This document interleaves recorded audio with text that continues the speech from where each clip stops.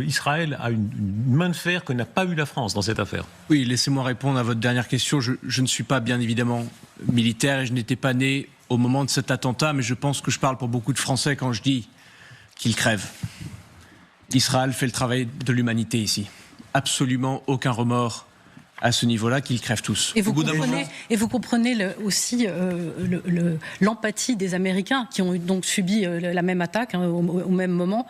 Et toutes les têtes, la plupart des têtes qui ont été mises à mort par Israël avaient encore des rewards, enfin des primes sur eux venant des Américains.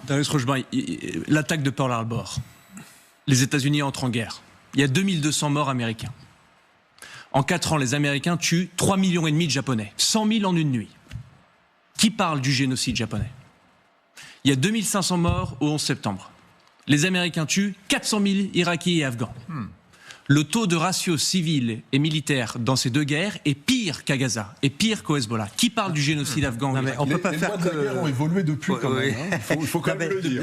Après la guerre, justement, ont été mis des instruments juridiques pour éviter ce genre de choses. Voilà. Et quand la survie d'une nation est en jeu. Un certain nombre de pratiques qui étaient freestyle avant.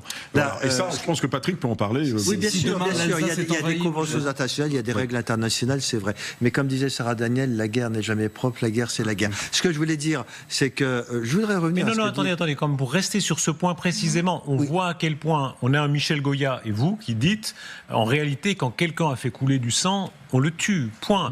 Les Américains. Moi, j'ai pas de compassion pour le Hezbollah. Je suis absolument ravi de ce qui est arrivé. Les Américains ont tué Ben Laden. Ils ont attendu des années, mais le jour où ils ont pu le tuer. L'Irak et l'Afghanistan, c'est il y a 10 ans. C'est pas avant la création des institutions et du droit international. C'est le premier point. Deuxième point. Mettre un bémol. C'est jamais une vengeance. Excusez-moi. Il n'y a pas que de la vengeance dans la vie.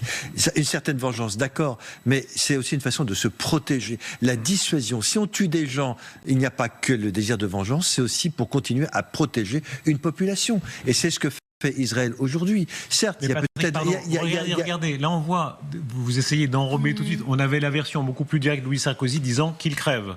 Non mais moi je dirais pas ça. Je finis ma question. En parlant de ces officiers du Hezbollah qui avaient fait couler du sang français, oui. Et le réflexe européen, je vous le reproche pas, mais c'est tout de suite de vouloir quand même mettre un petit peu quand même.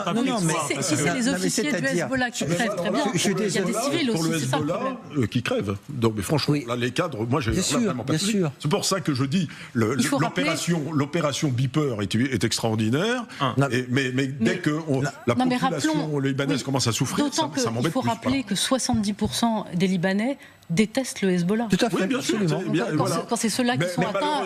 De la même façon que la population de Gaza déteste aussi le Hamas, mais ils sont prisonniers. Ils sont prisonniers. C'est pour ça que ce qui pourrait se faire là-bas au sud Liban, c'est aussi une façon de dire au peuple libanais, eh bien, défaites-vous de ces terroristes.